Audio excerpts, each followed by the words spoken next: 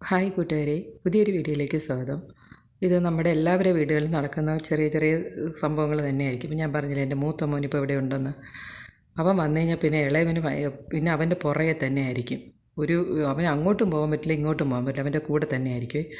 മൂത്ത ആൾ വലിയൊരു ക്രിക്കറ്റ് ഫാനാണ്. മാത്രമല്ല അവൻ്റെ കോളേജ് ടീമിൻ്റെ ക്യാപ്റ്റനും ഒക്കെയാണ്. അവൻ കോളേജ് മത്സരങ്ങളിലൊക്കെ പങ്കെടുക്കാറൊക്കെ ഉണ്ട്. അപ്പം അങ്ങനെ ക്രിക്കറ്റ് കണ്ടുകൊണ്ടിരുന്നപ്പോൾ ഞാൻ ഷൂട്ട് ചെയ്തെടുത്തതാണ് അവരറിയാതെ. ഈ ഇടവും വലവും തിരിയാൻ സമ്മതിക്കില്ല എന്ന് പറയുന്ന ഒരവസ്ഥയാണ്. അവൻ്റെ കാലിൻ്റെ അടുത്ത് തോളിലിട്ടുകൊണ്ടിരിക്കുകയാണ്. അതിൻ്റെ അടുത്ത് ആ പൂച്ചയുമുണ്ട്. അതും ഇതിൻ്റെ ഒപ്പം കളിക്കാൻ നിൽക്കും പോലെയാണ്. അപ്പോൾ ചേട്ടൻ പടക്കി വെച്ചിട്ടൊക്കെ ചേട്ടൻ പത്രമൊക്കെ വായിച്ചുകൊണ്ടിരുന്നു.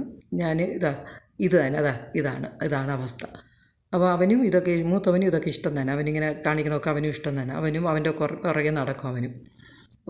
അവർ തമ്മിൽ 9 വയസ്സിന് വ്യത്യാസമുണ്ട്. എന്നാലും അങ്ങനെയൊന്നും അവരില്ല അവർ.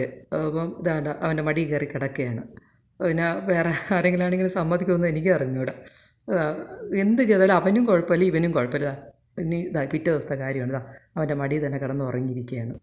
ഈ സഹോദര ബന്ധത്തിനേക്കാൾ ഏറ്റവും വലിയൊരു ബന്ധം ഭൂമിയിൽ ഇനിയുണ്ടോ? ഇല്ല, ഒരിക്കലും ഉണ്ടാവില്ല. 26-ാം തീയതി മോനങ്ങ് തിരിച്ചു പോകും. അപ്പം പിന്നെ ഇനി വീട് ഉറങ്ങിയതുപോലെ തന്നെ. അപ്പോൾ ഇത്രയേ ഉള്ളൂ ഇന്നത്തെ വിഷയം.